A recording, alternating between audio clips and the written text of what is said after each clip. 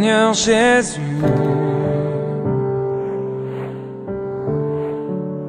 je viens à toi,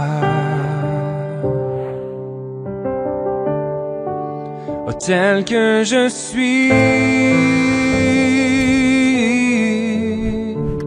Jésus, prends-moi, oh, je t'appartiens,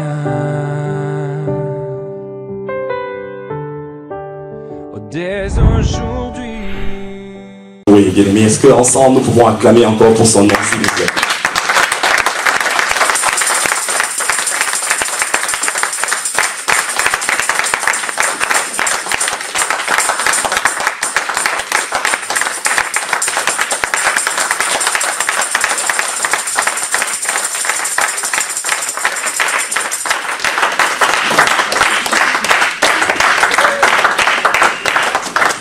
Alléluia. Que Dieu soit loué. Sans plus tarder, chers frères et sœurs, nous allons aujourd'hui parler d'un sujet que nous connaissons également tous. Nous allons parler du péché ou de blasphème contre le Saint-Esprit. Alléluia. Ensemble, nous allons voir sur la base des saintes lettres ce que notre Créateur nous dit à ce sujet. Nous avons essayé de travailler dessus sur un support. Nous espérons qu'il y en aura pour tout le monde. Donc le blasphème ou le péché contre le Saint-Esprit. Merci.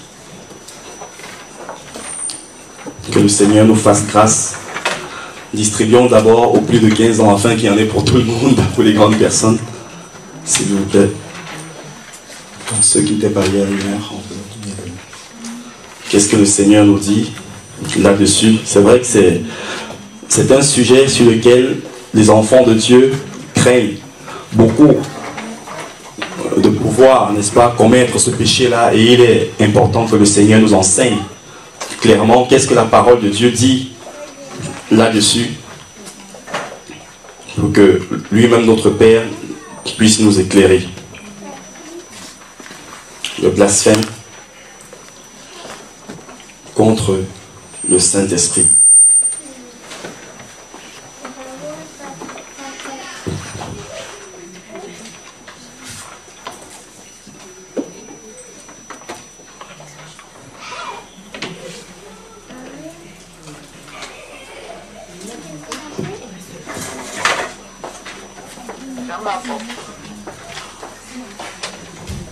Amen.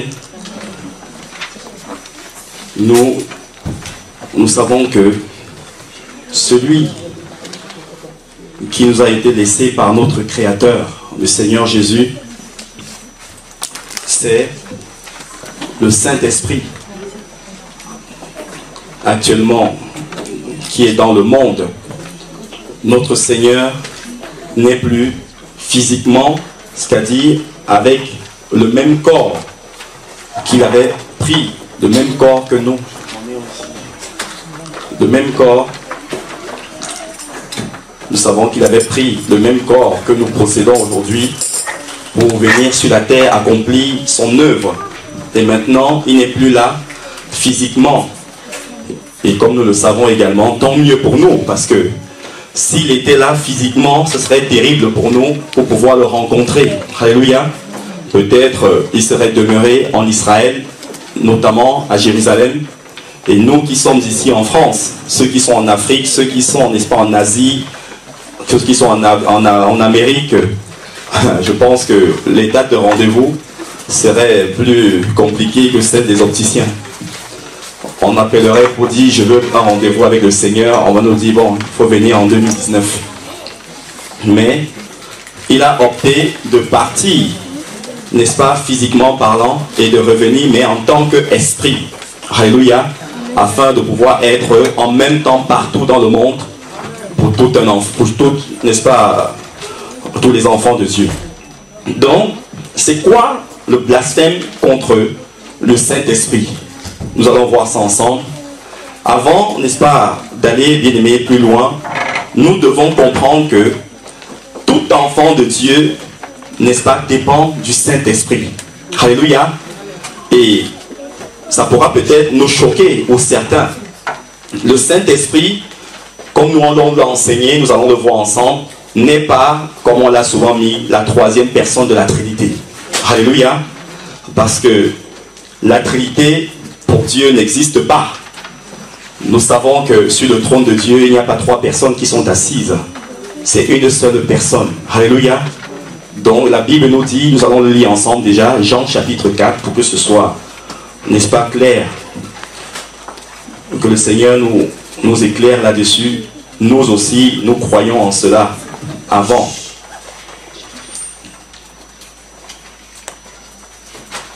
Jean chapitre 4, le verset 24. Jean chapitre 4, le verset 24. Je lis au nom de Jésus pour nous. Nous y sommes. Je lis. L'Écriture nous dit, Dieu est esprit, avec grand E, le E majuscule. Dieu est esprit. Et il faut que ceux qui l'adorent en esprit et en vérité. Donc le premier esprit, Dieu est esprit, il est avec le E majuscule. Alléluia. On l'a très bien vu.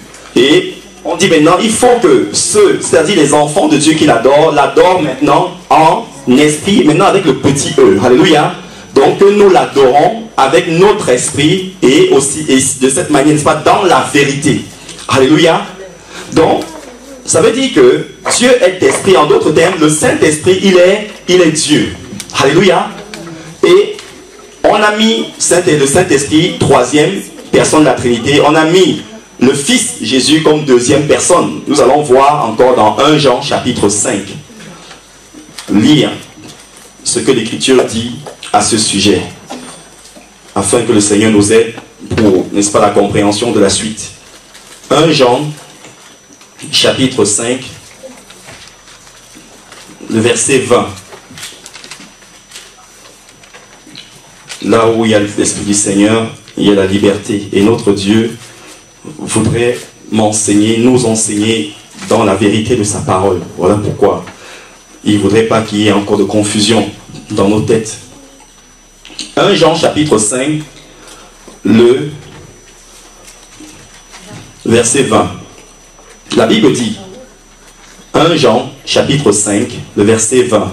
1 Jean, c'est la fin avant Apocalypse. Je lis au nom de Jésus. Nous savons aussi que qui?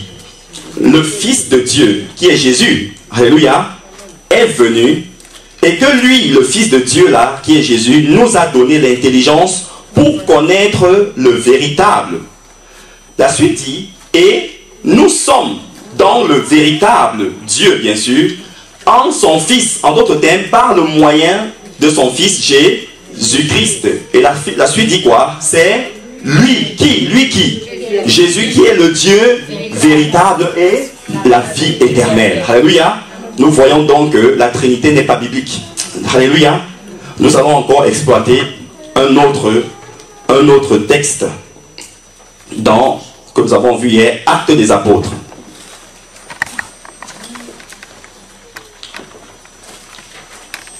Actes des Apôtres, le chapitre 20. Actes des Apôtres, chapitre 20. Donc, en tant qu'enfants de Dieu, nous aimons tous la parole de Dieu, la Bible, et nous croyons en la Bible. C'est pourquoi notre Père nous fait lire cette Bible afin que nous ne soyons plus dans la confusion. Actes des Apôtres, chapitre 20, le verset 28. Actes des Apôtres, le chapitre 20, verset 28. Nous lisons au nom de Jésus. Paul dit, prenez donc garde à vous-même et à tout le troupeau ou les enfants de Dieu sur lequel le Saint-Esprit vous a établi évêque, c'est-à-dire ancien surveillant, pour paître l'église de Dieu. Pour paître quelle église? L'église de Dieu. La suite dit quoi? Que Dieu a acquise par son propre... Ça veut dire que qui est mort à la croix, qui a versé son sang? C'est Jésus. Donc, ça veut dire que Jésus, il est Dieu. Alléluia. C'est très clair pour nous. Allons encore pour lire la dernière dans Zacharie, s'il vous plaît. Dans l'Ancienne Alliance ou Ancien Testament. Zacharie, c'est à la fin, avant Malachie.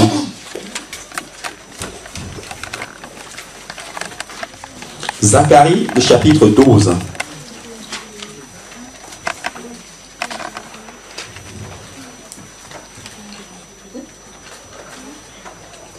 Zacharie, chapitre 12, à partir du verset 8. Zacharie, chapitre 12, à partir du verset 8. Zacharie, chapitre 12, à partir du verset 8. La Bible dit, en ce jour-là, l'Éternel ou Yahvé protégera les enfants de Jérusalem. Qui protégera les enfants? L'Éternel ou Yahvé, n'est-ce pas? Et le faible parmi eux sera dans ce jour comme David. On y va au verset 9. La suite dit, en ce jour-là, je m'efforcerai de détruire toutes les nations. Je, c'est qui? C'est Yahvé, n'est-ce pas? Ou l'Éternel selon le texte. Et verset 10, il dit encore, alors je là c'est mis pour qui? C'est pour l'Éternel, n'est-ce pas? Je répandrai sur la maison de David et sur les habitants de Jérusalem un esprit de grâce et de supplication. Et la suite dit quoi? Et ils feront quoi? Et ils tourneront les regards vers qui? Moi qui? L'Éternel. La suite dit quoi? Celui qu'ils ont percé les mains et les pieds à la croix. Donc l'Éternel, Yahvé, c'est lui-même Jésus. Alléluia. Maintenant, nous sommes maintenant ensemble d'accord que la Trinité n'est pas biblique. Alléluia. Allons-y dans, s'il vous plaît, Apocalypse, chapitre 4, s'il vous plaît, bien-aimé. Donc il n'y a pas trois dieux. Il est un seul. Apocalypse, le chapitre 4.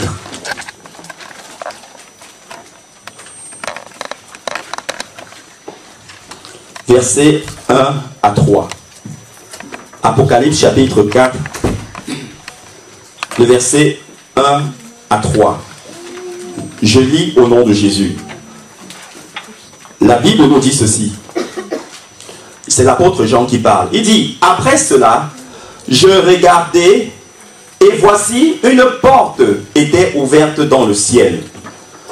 La première voix que j'avais entendue, comme le son d'une trompette, et qui me parlait, me dit, toi Jean, monte ici, et je te ferai voir ce qui doit t'arriver dans la suite. Verset 2. Jean dit, aussitôt je fus saisi par le Saint-Esprit. Et voici, il y avait quoi? Est-ce qu'on dit qu'il y avait trois? Il n'y avait pas le trône du Père, du Fils et du Saint-Esprit. Il y avait un trône où? Dans le ciel. Et sur ce trône, trois personnes étaient assises. Quelqu'un était assis. Alléluia. Verset 3, la Bible dit, celui qui était, on ne dit pas ce, mais celui qui était assis avait l'aspect d'une pierre de jaspe et de sardoine. Et le trône était environné d'un arc-en-ciel semblable à de l'émeraude. Alléluia. Donc, il n'y a qu'un seul trône au ciel. Il n'y en a pas trois. Alléluia. Pour le Père, Fils et le Saint-Esprit. Non, il n'y en a qu'un seul. Et c'est une personne, Jésus-Christ lui-même, qui est Dieu. Qui est en même temps le Saint-Esprit. Qui est en même temps Jésus, lui-même le Fils. Et qui est en même temps le Père. Jean chapitre 14, s'il vous plaît.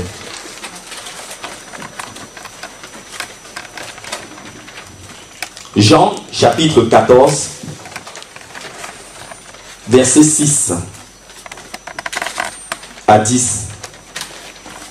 Jean chapitre 14, le verset 6 à 10.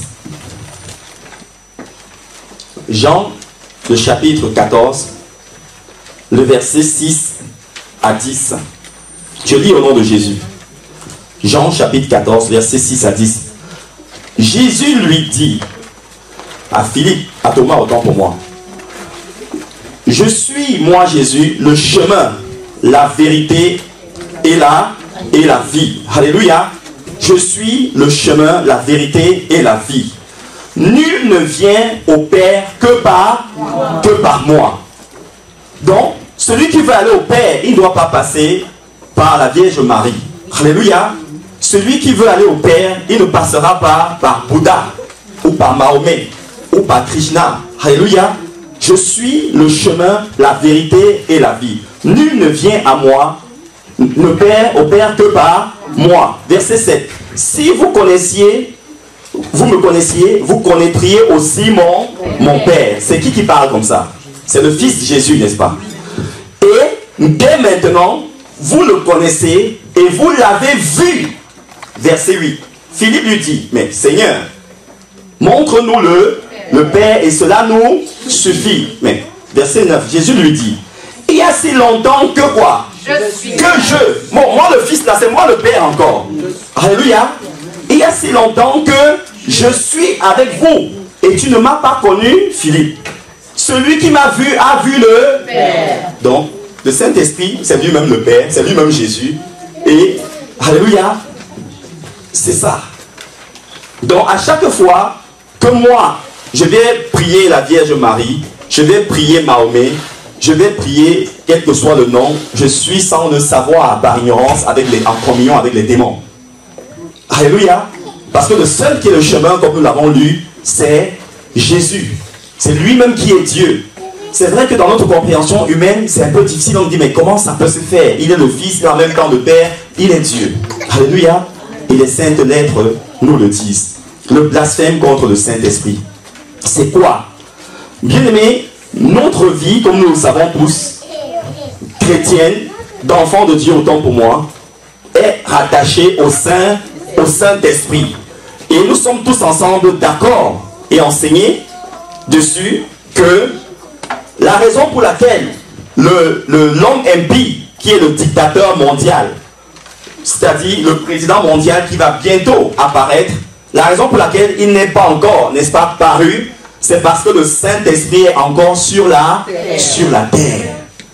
1 Thessaloniciens, nous allons le voir ensemble, bien-aimés, du savon. 2 Thessaloniciens, autant pour moi. 2 Thessaloniciens, le chapitre 2. 2 Thessaloniciens, chapitre 2, versets 3 à 11. À 12 même. 2 Thessaloniciens, le chapitre 2, versets 3 à 12. Je lis au nom de Jésus. Paul dit au verset 3, que personne ne vous séduise d'aucune manière, car il faut que l'apostasie, qui est l'abandon de la foi, soit arrivée auparavant, et qu'on ait vu paraître l'homme impie, le fils de la perdition, l'adversaire qui s'élève au-dessus de tout ce qu'on appelle Dieu, ou de tout ce qu'on adore. Il va jusqu'à s'asseoir dans le temple de Dieu, se proclamant lui-même Dieu. Nous savons que bientôt le 3e temple de Jérusalem sera construit. Et c'est en ce moment-là que l'homme impie, n'est-ce pas, apparaîtra et qu'il ira s'asseoir dans ce 3e temple-là pour se proclamer lui-même Dieu, selon ce qui nous dit ce texte-ci. Et la Bible dit que, verset 7, car le mystère de l'iniquité, c'est-à-dire la multitude du péché, agit déjà dans le monde. Il faut seulement, c'est-à-dire que la venue de cet homme impie-là, qui est, n'est-ce pas, la représentation du mal, du péché dans son maximum, il agit déjà dans le monde. Mais il faut seulement que celui, au verset 7, qui le retient encore ait disparu. C'est-à-dire le Saint-Esprit qui est encore dans le monde. Donc c'est quand le Saint-Esprit quittera le monde que l'homme impie fera son apparition. Alléluia. Et nous savons que le Saint-Esprit ne pourra quitter le monde que au même instant que l'enlèvement des enfants de Dieu, de l'Église. Alléluia. Donc pour l'instant c'est le Saint-Esprit qui, n'est-ce pas, l'empêche de pouvoir venir. Maintenant, sans le Saint-Esprit, comme nous avons dit, nous ne pouvons pas servir Dieu. Sans le Saint-Esprit, nous ne pouvons pas prier Dieu. Sans le Saint-Esprit, nous ne pouvons pas, n'est-ce pas, célébrer Dieu. Pourquoi? Parce que nous avons été greffés au Saint-Esprit, comme on greffe n'est-ce pas, une branche sur un arbre. Alléluia. Voilà pourquoi le Seigneur nous demande de ne pas pécher, en d'autres termes, attrister le Saint-Esprit. Pourquoi? Parce que le Saint-Esprit, s'il quitte en nous, nous perdons le salut automatiquement et à l'instant. Alléluia. Il en a été pour Saül. La Bible dit que le Saint-Esprit avait quitté Saül. Et à cet instant-là, la Bible dit qu'un autre esprit venant de Dieu l'a possédé. Maintenant, on se dit, mais est-ce que Dieu envoie aussi un mauvais esprit? Non. Ça veut dire que Dieu est celui qui contrôle tous les esprits, y compris Satan. Alléluia. Ça veut dire que quand le Saint-Esprit avait quitté Saül, il n'y avait pas de raison pour Dieu d'empêcher à cet esprit, ce démon-là, de venir entrer en Saül. Alléluia. Parce que Saül avait blessé Dieu, avait péché contre Dieu, s'était rebellé contre Dieu. Alléluia. Voilà pourquoi on dit un mauvais esprit venant de Dieu. C'est-à-dire, c'est un mauvais esprit que Dieu avait permis. Venant, ça veut dire permis par Dieu. Alléluia. Est venu entrer en Saül. Éphésiens chapitre 4, verset 30. Ça, c'est pour que le Seigneur m'aide et nous aide à pouvoir continuer sur le support sans souci. Éphésiens chapitre 4, le verset 30. La Bible dit, Éphésiens chapitre 4, le verset 30. La Bible dit que, est-ce qu'on peut le lire ensemble, s'il vous plaît? Éphésiens 4, verset 30 à 32. Éphésiens 4, verset 30 à 32. Nous lisons le verset 30 ensemble. 1, 2 et 3. N'attristez pas qui? Le Saint-Esprit de Dieu, par lequel vous avez été scellés pour le jour de la... Ça veut dire que sans le Saint-Esprit, il n'y a pas la rédemption, il n'y a pas le salut. Quand le Saint-Esprit quitte quelqu'un, ça veut dire qu'il n'y a plus le salut pour cette personne-là. Et est-ce que le Saint-Esprit peut quitter un enfant de Dieu? Oui. On en a le cas de Saül. Alléluia. Le Saint-Esprit peut quitter un enfant de Dieu. Ah, pour quelle raison? Parce que nous l'avons attristé. Maintenant, c'est quoi? Attrister ou pécher ou encore le blasphème, qui est la même chose, contre le Saint-Esprit. Qu'est-ce que la Bible dit à ce sujet? Avant de continuer, deux personnes dans la Bible, les deux premiers êtres humains, Adam et Ève, possédaient le Saint-Esprit.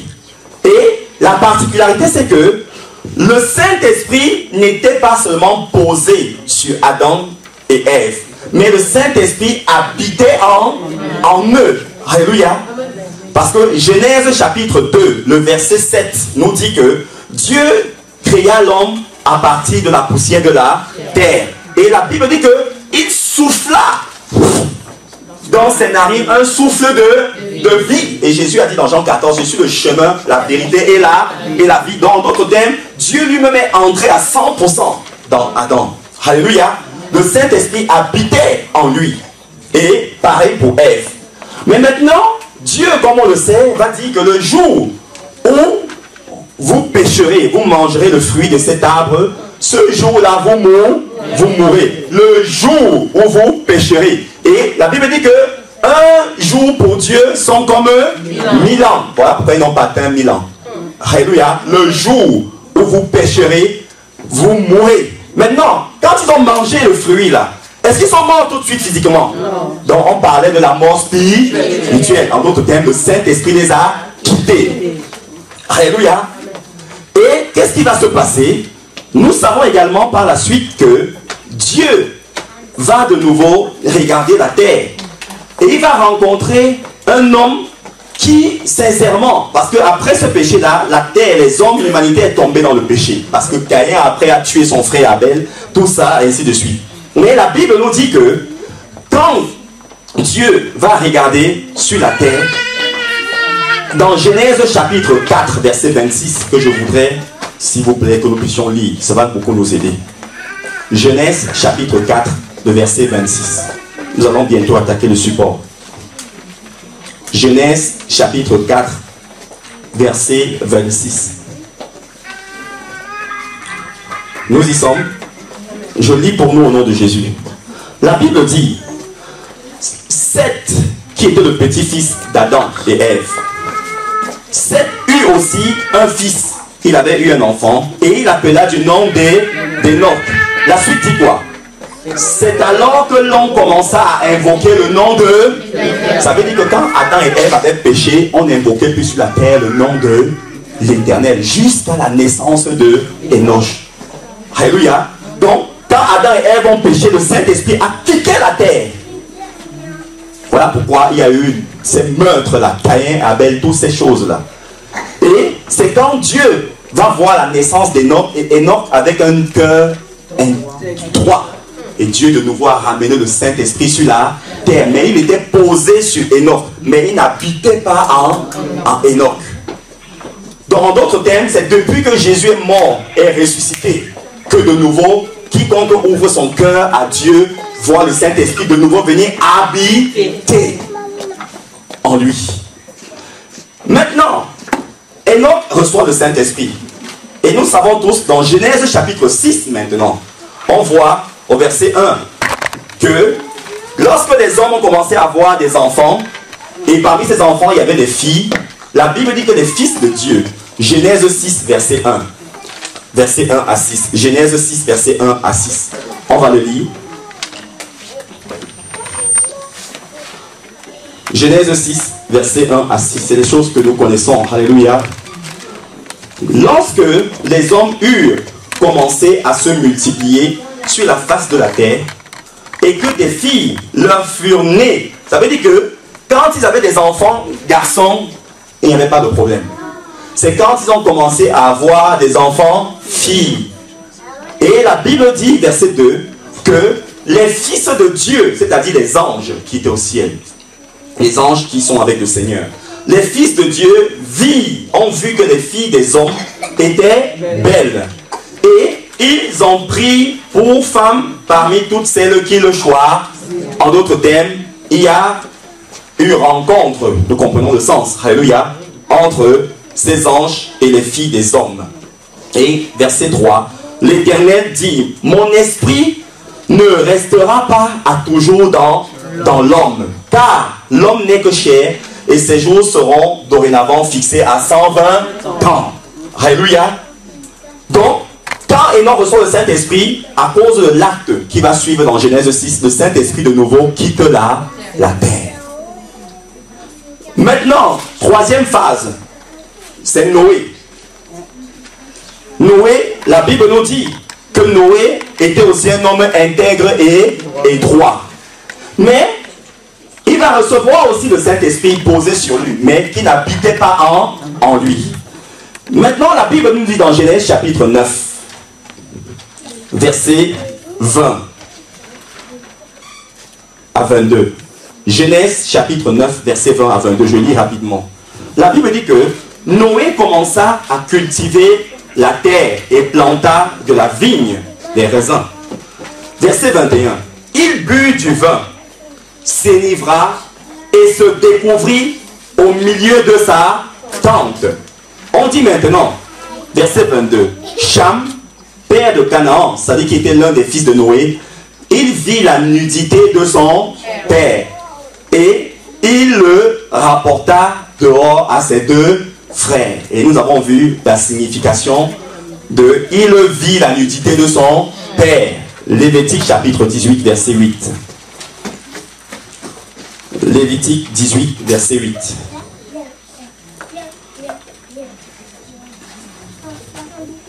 Lévitique chapitre 18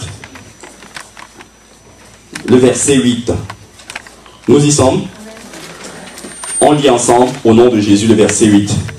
1, 2 et 3 s'il vous plaît. Tu ne découvriras point la nudité de la femme de ton père. C'est la nudité de ton père. Donc quand la Bible dit qu'il vit la nudité de son père, en d'autres termes, il a vu la... Donc on comprend le sens. Alléluia. Voilà encore cette fois là où le Saint-Esprit à nouveau quitte la terre. Maintenant, ce que nous devons comprendre, et nous le savons, c'est que entre le dernier livre de l'Ancienne Alliance, ou l'Ancien Testament comme on l'appelle, et le livre de Matthieu, il s'est écoulé 400 années. Alléluia. Et ces 400 années ont été les 400 années où le Saint-Esprit n'était pas sur la terre encore. Pendant 400 ans. Alléluia. Et pourquoi? Parce que les sacrificateurs qui avaient été ordonnés par Dieu avaient commencé à faire du n'importe quoi. Alléluia. Ils commençaient à sacrifier dans le temple des animaux qui étaient interdits au sacrifice. À sacrifier du porc, plein de choses, des oiseaux qui étaient interdits, ainsi de suite. Donc ce sont les 3 premières écritures qui sont, n'est-ce pas, sur le support. Les 3 écritures de Malachie. Et la Bible va nous dire quelque chose. Pourquoi ces sacrificateurs, qu'est-ce qu'ils faisaient avant que le Saint-Esprit ne quitte la terre?